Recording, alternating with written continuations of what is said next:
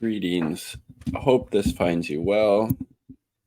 So, there's recently in the news, a few days back, maybe Friday or so, that the police had arrested the supposed killer of Tupac Shakur, who was gunned down, I believe, is in Las Vegas in, I think, 1996. So quite a while ago.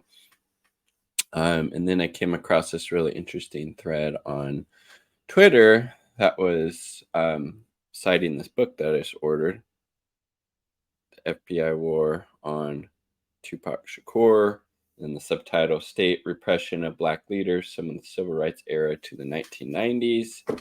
And so let's check out this thread.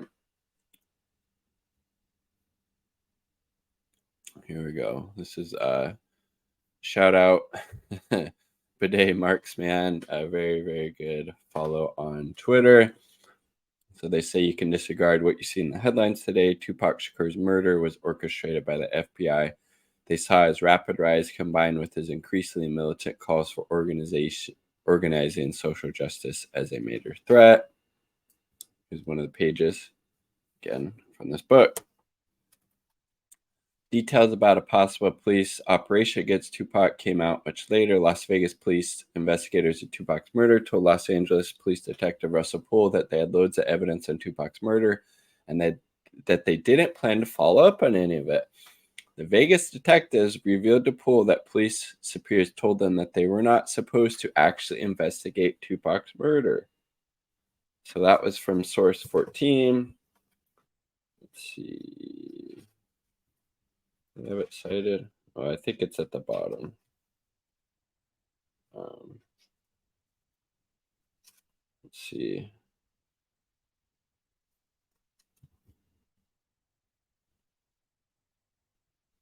Oh.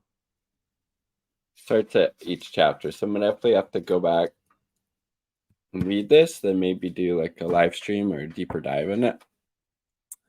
U.S. intelligence appeared to have several motives for helping Knight and death row cops orchestrate his murder. U.S. intelligence first feared Tupac's political use of his new mega-stardom financed by his large wealth and power. While he was alive, each of Tupac's solo CDs sold more than twice the preceding one. I still think he's the GOAT, the greatest rapper of all time. Producing his own CDs would exponentially increase Tupac's already multi-million-dollar profits.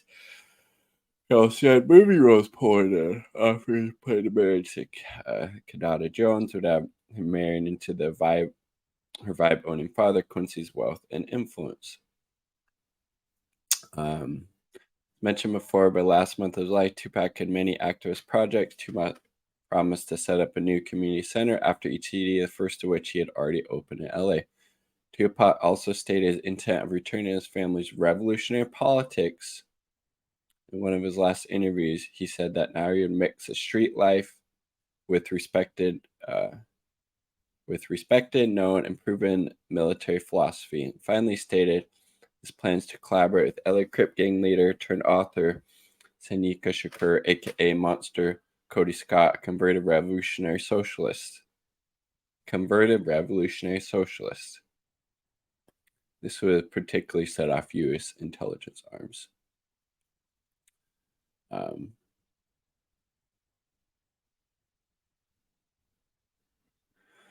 Pretty interesting, right?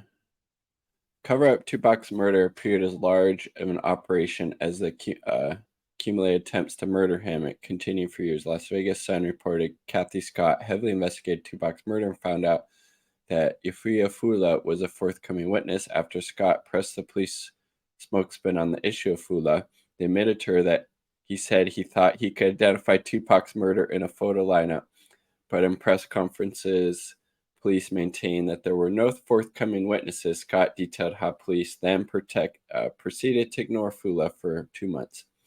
November of 1996, the night of Mike Tyson's next boxing match, a gunman shot Yafia Fula in the head in his girlfriend's stairwell while he reportedly wore a bulletproof vest. Media reported police saying Fula's murder was drug-related, despite no evidence to support the claim that Fula not having a criminal record. So that would be kind of, intimating that Fula was murdered because he had information and could identify, Tupac's murderer, I should say, and then they themselves were murdered. Kind of a coincidence, right? This suggests that U.S. intelligence used their threat timing tactic. This tactic gives a conscious or subconscious warning, threatening people to not go forward, in this case, with identifying the gunman or giving other evidence as to who killed Tupac. Experiencing the murder of someone close to you can cause a form of PTSD in others linked to that person, such as friends, family, fellow musicians. No doubt. Let's see. Eyewitness Frank Alexander believes Suge Knight had paid alleged Crip Orlando Anderson to wait for the death row group in the hotel lobby after Tyson's fight and take a beating from them as a fake motive for Tupac's murder. Detective Russell Poole said that Alexander and Tupac's other bodyguard, Kevin Hackey, both said they believed that Dwight Jr. and Anderson all helped set up Tupac's murder. Documentary director Nick Broomfield even got Hackey to say on film that death row is behind Tupac's murder, albeit with the help of the FBI. Years after Tupac's death, Hackey disclosed publicly that he had worked undercover for the FBI. Again, Kevin Hackey, one of Tupac's bodyguards, and he was on the FBI's payroll. So, and the whole time he worked for death row from 92 to 96. He had apparently become close to Tupac and defied his employer in telling Tupac to move to Atlanta, avoid Las Vegas. Afeni Shakur concurred with Hackey about Tupac's animosity towards Knight, saying Tupac's work for Knight was living in bondage. Tupac's aunt, Yasmin Fula, agreed with Hackey and Tupac trying to go to Atlanta instead of Vegas on that fateful weekend.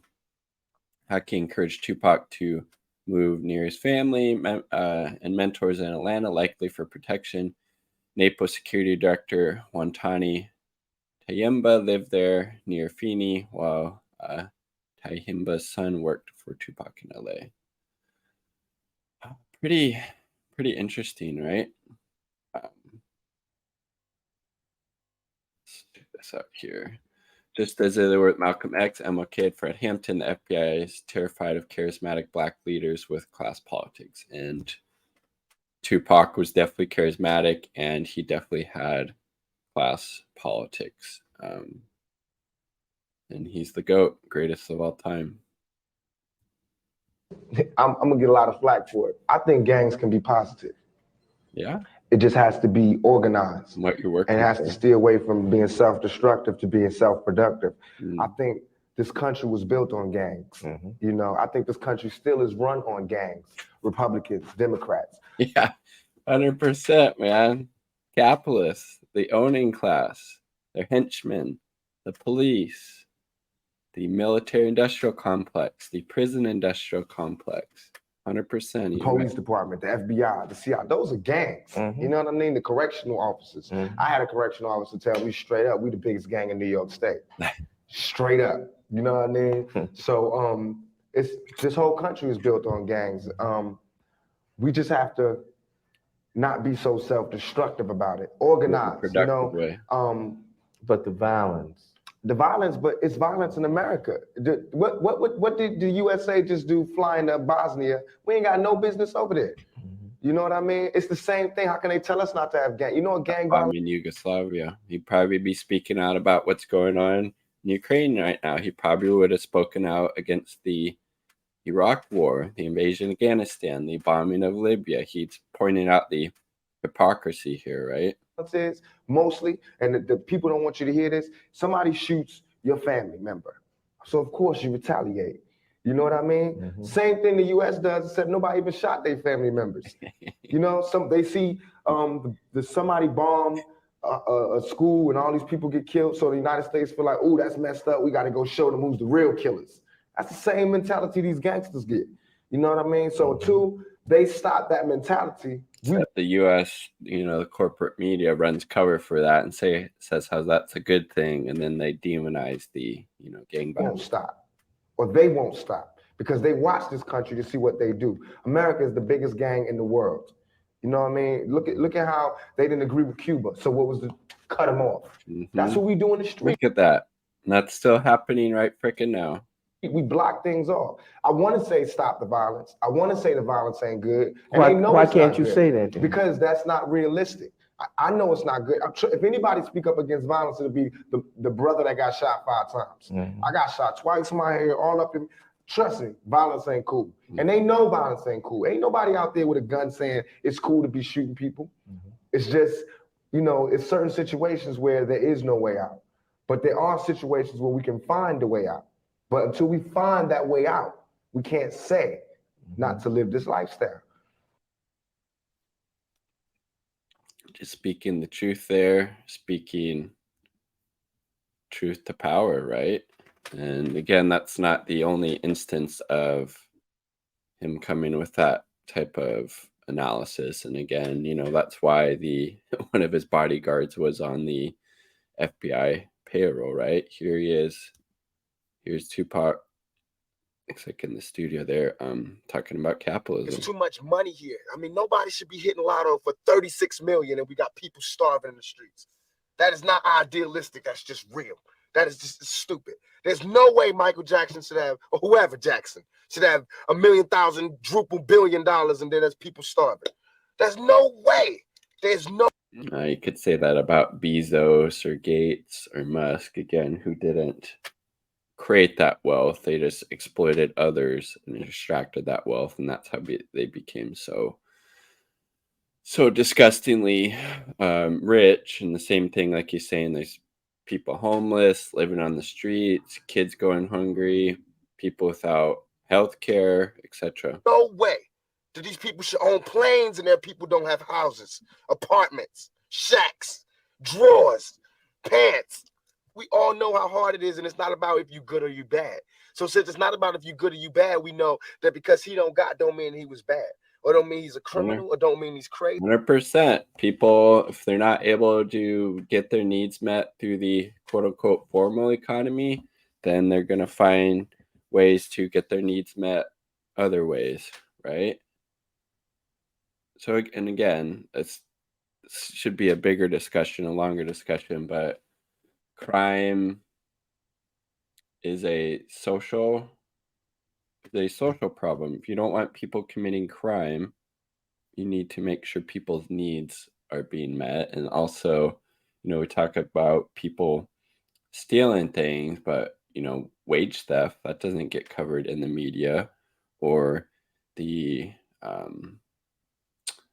what is that called when civil asset forfeiture, that you don't talk about cops stealing all the people's shit because that was probably using a crime. We'll just take that, like what is crime? Who is doing the crime? What is it caused by? Who's benefiting? Is he a drug addict or none of that? It just means he don't got. I mean, can you imagine somebody having $32 million? 32. Now you could say 30 or 40 billion, and there's homeless people here, hundreds of thousands. $32 million, and this person has nothing, and you can sleep, you can still go to the movies and then these are the type of people that get humanitarian awards. So that is the type of class consciousness and politics that Tupac had, and that's why the FBI infiltrated his crew. That's why his bodyguard was on the FBI payroll the whole time he was working for Death Row Records from 92 to 96. Tupac spoke up about the poor and the oppressed and the horrors of capitalism. He spoke out about the hypocrisy of talking about how bad gang violence is while the U.S. bombs all these other countries. He mentioned Bosnia at that point, so that must have been right around when that was happening, going on. He talked about the, hypocrisy of sanctioning and the embargo of Cuba. You don't hear a lot of people, rappers, entertainers at that level now with that type of class politics or analysis, right? It's all about, getting the bag and what is good for my brand. But Tupac, that wasn't Tupac. If you asked him about something, he was going to tell you. He wasn't going to keep it politically correct so he could keep his endorsement deals or so he wouldn't offend anybody. He was willing to speak up for the vulnerable and marginalized, and that's why he had to go. Same with MLK, same with Malcolm X, same with Fred Hampton. So I'm going to do a deeper dive on this book, maybe do a live stream and talk about it some more, because there's probably a lot of juicy tidbits in there.